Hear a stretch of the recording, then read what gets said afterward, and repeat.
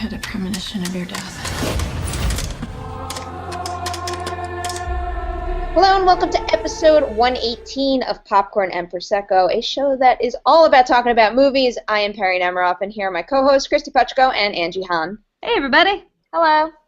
Alrighty, so we got two big movie reviews for you today. We are going to do a semi-big review, semi-slash-hot topic-ish kind of thing of The Conjuring. Basically, it's just going to be a shorter review of The Conjuring and a longer review of Warcraft. There you go. First up, The Conjuring, and obviously I'm getting that one because I'm obsessed with that in horror. So the synopsis for The Conjuring 2 is Lorraine and Ed Warren travel to North London to help a single mother raising 4 children alone in a house plagued by malicious spirits. A+ for you, IMDb. So that is what the movie is about. Conjuring, the first one, which came out in 2013, was my favorite movie of that year. So I walked into this thing with expectations that were so sky high that I didn't think there was any chance I was going to like this movie. But I wound up loving it. Not as much as I loved the first one, but I liked it well enough. I think James Wan did a lot of great things in this, very similar to what he did in the first movie. My favorite part about this movie wasn't necessarily Ed and Lorraine Warren, even though I think Patrick Wilson and Vera Farmiga are fantastic in the roles, and I'm fascinated by the real Warrens. But I think the best part about the movie is the family, and appropriately, he spends a lot of time with the family, building their bonds and stuff, so that when the hauntings start happening, they're more meaningful than you might expect. There are jump scares in the movie, but what makes the movie so haunting is partially how the family is threatened and how loved ones could lose their lives, and also some of the visuals, of course. But before we get there, what you said, but I want to jump on the jump scares thing, because jump scares get a really bad rap, and I'm kind of sick of it, because there are cheap jump scares. Like, for instance, in The Forest earlier this year, there's like a moment where a homeless guy throws himself in a window, and there's like a pang, like wah sound, which is like cheap. That's a total cheap jump scare. What Wan does is so much more thoughtful than that, because he knows what you're anticipating. Like, everybody's seen the mirror gag where someone sees something in the mirror behind them, and then they turn around and it's not there, and then they turn around and it's close there. But, like, he does it in a way we haven't seen before, where he knows what you anticipate and plays with it slightly so that it fucks with your expectation and then scares you on a new twist, because you. Well, I wouldn't even call those jump scares, though. Like, the way he shoots those things, it's not like you get scared because something pops up. I mean, some of the times in this movie, you're scared because you are looking into the face of a really creepy demon for an extended period of time. Well, that is true. That seems amazing. But there's also, like, a lot of people count when tension is built and then there's a release as a jump scare, and I feel like the word jump scare gets used way too often. This movie does have some jump scares, but more overall, it has Wan really playing with tension and suspense to the point where I didn't realize I did this until this movie. I tend to wear hoodies to screenings, and I'll like pull part of the hoodie up to cover my face whenever I'm freaking out a little bit, because I feel unprofessional screaming like a child in movies. And so this time I did not wear a hoodie, so I was like trying to figure out how to handle my tension, and I ended up holding like my little critic's notebook over my face like children do with fucking blankets. Like, that's how scared I was for a good 40 minutes of this movie. And I think it's a very well done horror movie. I think it's one tapping back into like the 1970s horror that he's clearly a fan of, where it feels like Exorcist, it feels like Poltergeist, it feels like Jaws, where, as Perri said, they focus so much on the characters in the family that you feel emotionally invested and not just like, let's watch the bodies go down. Like, it's really traumatizing and upsetting in a way that's emotionally rewarding and rich. And, like, of course, the acting's amazing. Like, Vera Farmiga and Patrick Wilson are outstanding, but so is Frances O'Connor. Yeah, I think it's right. Yeah. Double check it. I'm pretty sure you got it. Thank you. She's a British actress who was in Mansfield Park ages ago, and like at the time I was like, she's gonna blow up and be huge, but she's not, because life is unfair. But she's so good in this. She's really good in it, and so is that little girl, Madison Wolfe, who plays Janet. And you took the words out of my mouth. She's awesome. That kid is something else. It is. I mean, it's pretty damn crazy how she goes from nice, normal, likable little girl, and then, I mean, a pure demon. It really disturbs me that kids are able to do that, because what she does in the movie is absolutely horrific. But I want to just, before, because we're not going to have too much time left, I want to touch on the thing that I didn't like about the movie. So I don't want this to sound too negative, because I really did love the movie and I'm going to watch it again. The thing that made me feel more disappointed than I would have liked is the fact that you remember in the first Conjuring how we had the Annabelle sequence in the beginning, and the Annabelle sequence had almost nothing to do with what happened in the rest of the movie. It was there pretty much, you know, for a fun little cold open and to introduce the Warrens and what they do. This movie had it also, but this movie tried to tie it into the rest of the movie, and there was some sort of personal through line with the Warrens that didn't quite connect to the big reveal in the end of the movie. Yeah. Like, if you think back, it doesn't really make much sense, and there's a certain scene that seems to be in there as a matter of convenience because they had to wrap the movie up and had to give an explanation for something, and even though it is so exposition heavy and them laying the points out so thickly, it doesn't even make sense. It's funny because I have a similar issue in that I like this movie a lot, but I feel like it's almost 2.5 hours long, which is just too long. Like, he gets a little indulgent with, like, there's kind of too many monsters, there's kind of too much exposition. There's like one part where a character who has like 5 lines all of a sudden has a huge monologue about why he's a paranormal investigator, and I think it's a little bit that Juan is so precious to the true story that, like, he wants to make sure everybody kind of gets their moment, and It's funny, right after this, I'm talking to the Hayes brothers, the guys that wrote the script, and I plan on asking how much this sticks to the true story, because what it feels like to me at the end is a Hollywood contrivance, something where, you know, maybe this element of it tested scarier, so they tried to put it into more of the story. It felt artificial to me. What I'm saying is that, like, it's like the idea that there are 4 children in that household. You don't need 4 children for the story. In fact, there's one kid who's basically a background actor until, like, one scene where he has relevance, and it's stuff like that where it's just there's just a little too much, and I wish that Juan had been a little stronger in his edit, because then I think this would be the masterpiece that I think he's striving for. I think he wasn't sure if he'd go back to horror again, so he wanted to go out with this big, powerful, flawless horror film, and I think The Conjuring 2 is very good. I do think it's scarier than the first film. I liked it better than the first film, and I did like the first film, but I think that it's a little too much. All right, well, we got to wrap this up, so I will highly recommend stop biting me, Dewey. I will highly recommend seeing The Conjuring 2. I do not think it is as good as the first one, but I think this is a high-quality horror movie and a really high-quality sequel as well. I think more sequels should try to do what James Wan did with this, which is stay true to what he established in the original while introducing new things about his main characters and using new techniques as well.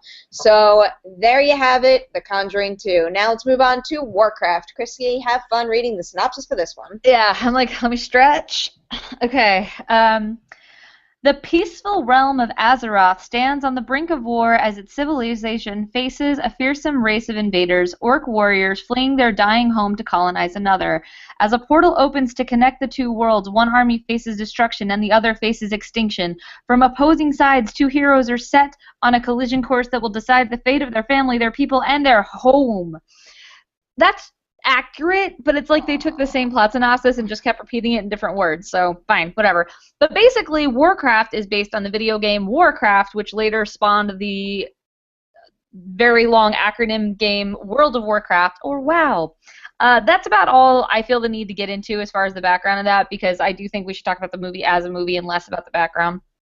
So basically, Duncan Jones, who did Moon and Source Code, is doing his huge budget production, and you've probably heard by now it's getting completely ripped apart by the critics, and I'm introducing it because I liked it. I don't think it is a flawless movie, but from what I do know about the... Oh my god. I don't know which one of you just made the like, sound, but Christ. Give me a second. So here's the thing. It has a very intense mythos that I am aware of but don't know. Basically, my husband plays WoW, so I'm like aware. Anyway. But I think that they managed to chisel that down into a story that I did find interesting, even though high fantasy sometimes makes me tune out. I thought I really got attached to enough of the characters that I was on board for it, but I admittedly think some of the characters are big snores. This is a really unfortunate episode to not have video because we are trying to be respectful, but if you saw my face and Angie's face as Kristy was praising the movie, you would probably know that, I guess, Angie, I can speak for you and say you were not a fan like me. No, I didn't hate it. Like, I know a lot of people, like, flat out hated it. Like, critics have been tearing into it and calling it, like, this is barely a movie. And I don't feel like that. I don't feel like that, but it is kind of exactly what I feared when I saw the trailers, which is like, a really bland high fantasy epic that, you know, just kind of throws a lot of stuff in there but doesn't give me any reason to care about it. I'm very surprised. I know Kristy was saying that, like, what she loves about it is that she cared about the characters, but, like, I really just, like, didn't. Like, here's everything what feels like a boilerplate. You and I like different characters completely in this, because it's true, but the orcs were really interesting. Like, they had me hooked from, like, here's the orc guy with his pregnant wife, and I was like, oh, I get that. I relate. I feel good about it. Guy with a pregnant wife. They're like a dime a dozen in movies. I don't. Oh my god, but Beardy McBeardface, who's just like, I have an attitude problem and also a dead wife. Like, that's so generic. I couldn't get into Lothar at all. Let's talk a little bit more in depth about this. So, my favorite thing about the movie is Travis Fimmel, who plays the main character. Are you kidding me? This is amazing. Oh my Go God. on. Okay, it's Travis Fimmel who plays the main character, whose name is. I've been calling him Luther and Dewey Sausage. Luther, no? Perry's face. Perry just looks like rattled. Well, okay.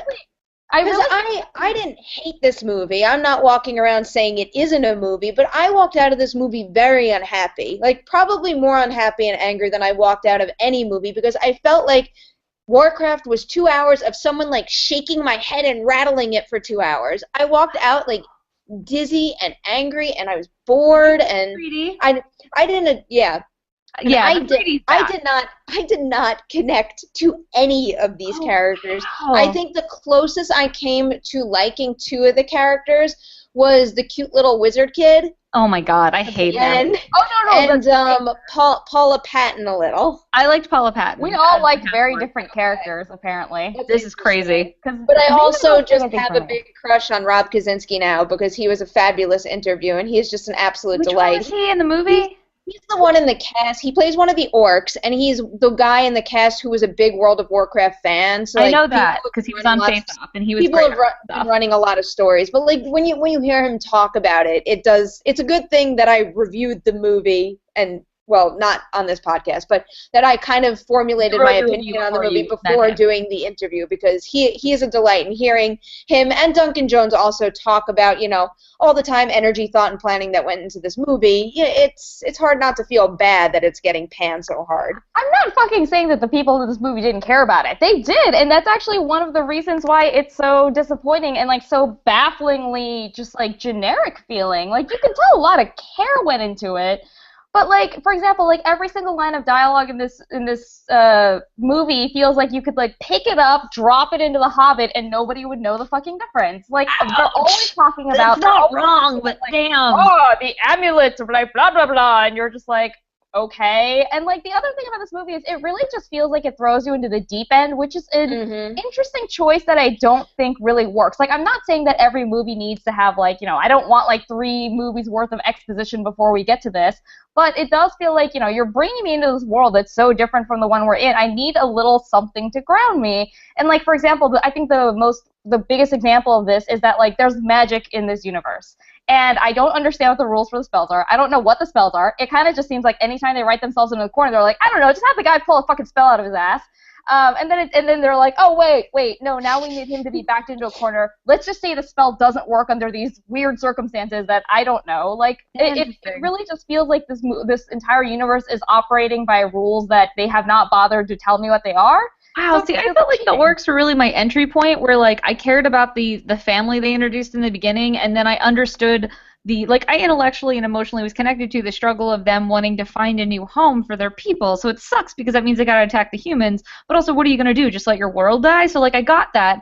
And then I really liked Garona, who's the half-orc played by Paula Patton, and I liked how she's torn between, basically it's like the orcs treat her like shit and the humans are like, if you spy for us, we'll, like, make you part of our culture, and she's kind of torn between these two worlds, and I found that very compelling and interesting.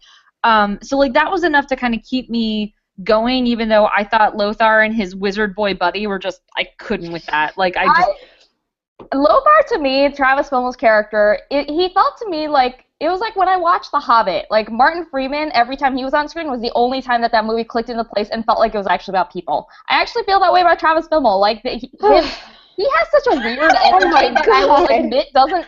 He has a weird energy. I'll give you that for one thing. He is the most wooden blah thing I've seen in a movie. Oh my god! I've never seen Perri this exasperated. You have to understand what I noticed early on. And I'm pretty good at being open-minded and understanding when other people like movies that I don't. I like when you're like, but Angie's opinion is bad and she should feel bad. Yeah, this is a garbage opinion, and particularly about this character. This was, you could have taken him out of the movie and it would have been a million times better. It would have gotten probably a full letter grade higher from me. I thought he was awful. He's the only character I like. I don't want to completely blame him because I also think they kind of freaked out towards the end of the movie and they're like, holy shit, we have no levity, we have no humor. And all of a sudden he went from being like this stoic warrior to spitting out these silly one-liners in the third act. Earlier on, but they don't land. Because I realized it thinking back where he's like, I lost my horse. And he's like, really? I was like, that's not really a one-liner. Okay, let me talk about that though. Not about this character, but that is one of the big problems with Warcraft, I feel like, is that there's so little levity and humor in it. Like, it's not especially a dark and gritty movie. We're not talking about, like, it's not Batman v Superman, but everything is just done with so much gravity and important serious fantasy shit, and you're just like, and like, it makes me really miss having little moments, because the thing that humor adds to a movie like this is personality. Like, it makes you kind of feel like, oh, these people feel alive, these people have distinct individual personas, and this movie doesn't have that at all. There's one scene in the movie where, like, there's like almost no jokes in the movie. There is one scene where someone laughs, and it's because an orc throws a pebble at another orc. I'm like, that's not a fucking joke. Don't laugh. I do think Ben Foster is really funny. I feel like he is purposely campy in this. Yeah, he is purposely campy in this. He feels like he's from a different movie. I don't know what he's doing, but I enjoy it. Maybe he was having fun, but he does not fit in this movie at all. I haven't seen Ben Foster be this, like, goofy kind of ever.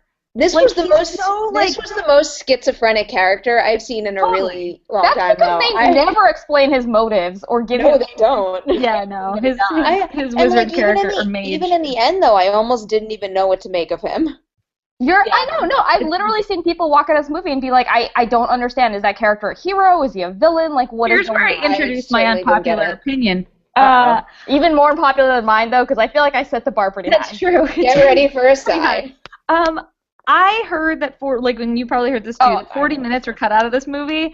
I think I would have liked this movie better with those 40 minutes, because I have a feeling that what was cut out of the film were character and, like, because the film feels like it's rushing through to hit all the exposition stuff it has to the point where scenes, like, end abruptly, and then it's like, here's another scene that doesn't feel related to anything that you need for later on. So I feel like the studio looked at this and was like, no one's going to watch a 2-hour and 40-minute high fantasy movie. It's not like this Lord of the Rings. So they cut it down to, like, under 2 hours, and I feel like that really hurts the flow of the movie and the humor of the movie and just the movie, period. The last thing in the world I would have wanted is this to be a longer movie. Agree. I think they needed to narrow its focus more. I do admire the idea that Duncan Jones wanted to explore the idea that in Warcraft anyone can be a hero, and you've got, like, the humans and the orcs, and they're both fighting for something good, but they're fighting and threatening each other. I do like that they tried to do that, but between having to represent both sides of that situation and having to build a world, it's just too much for one movie.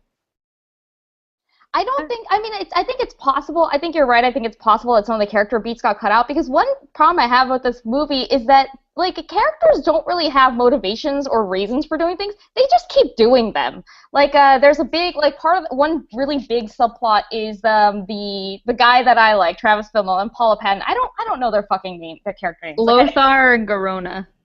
Sure. You mean Gamora? Not Gamora. But anyway, like, they have a romantic subplot, and it's not, like, set up at all why they fall in love or anything. They just kind of, like, look at each other. They're like, well, I guess we're gonna fuck now. Like, that subplot should have just been cut completely, because it means nothing. But the whole movie is like that, where characters it was a world-building problem too. It was like the characters were just operating by whatever the rules of the world were without ever really explaining why. They were just doing what they had to do, which annoyed me because I wasn't in on it at all. And you know what's crazy is I did play a little Warcraft for a while. Like, I do kind of know very general rules of the world, yet I still felt like I was in the dark. So I'm really curious to know what the large majority of the people out there who know nothing about this game, what they felt about the movie. That was me. I literally didn't even realize that Warcraft and World of Warcraft apparently two fucking different things. I didn't realize that until a couple weeks ago. Okay, they're two different things, like Lord of the Rings and The Hobbit are two different things. They're related, but they're different parts of the same kind of. Yeah, not relevant, not familiar with either of them. Sure. And I'm just explaining. And I came in, and let me tell you, none of this makes any fucking sense. To the extent that I understand what's going on in this movie, it's because I've seen other fucking fantasy movies before, and this is a lot like all the other ones. All right, do I dare ask if you two recommend this movie now or not? I feel like if you really enjoy high fantasy and you love Warcraft, maybe? Although I've heard some of those people also say they don't like it, but if you're not, if those things aren't already in your like kind of wheelhouse, then you're not going to find anything here. I say it's not as bad as I think. I gotta say, I think the critics community is really making a feast of tearing into this movie. I don't think it's that bad. I enjoyed it. I thought it was fun, and that's with only having a very cursory understanding of Warcraft. My husband, just for the record, who does know Warcraft really well and was very suspicious of this movie working out, enjoyed it as well. However, I'm aware that the fandom is very divided on what would make a good Warcraft movie, so I'm not going to be like, if you love Warcraft, you're going to love this movie. But I feel like if you're stoked about fantasy, you should give this a shot. I think that there's a lot of love in this movie. It's by no means perfect, but I think it's solidly entertaining. Well, you probably know what I would say. Don't go see this movie, especially when something like The Conjuring is out. If you want a fun, CG-heavy, silly movie, go see Ninja Turtles instead. I had a lot more fun with that than I did with this. I actually concur. I had more fun with Ninja Turtles. Jesus. All right, I just realized I have the same problem with both these movies, which is that I like the CGI, like, not so human characters, and thought the human characters sucked in both those movies. Yeah. We're not restarting the great Stephen Amell War of 2016 again, so let's just move on. But Angie, I've become the you, where, like, I'm rooting for the monsters instead of the peoples.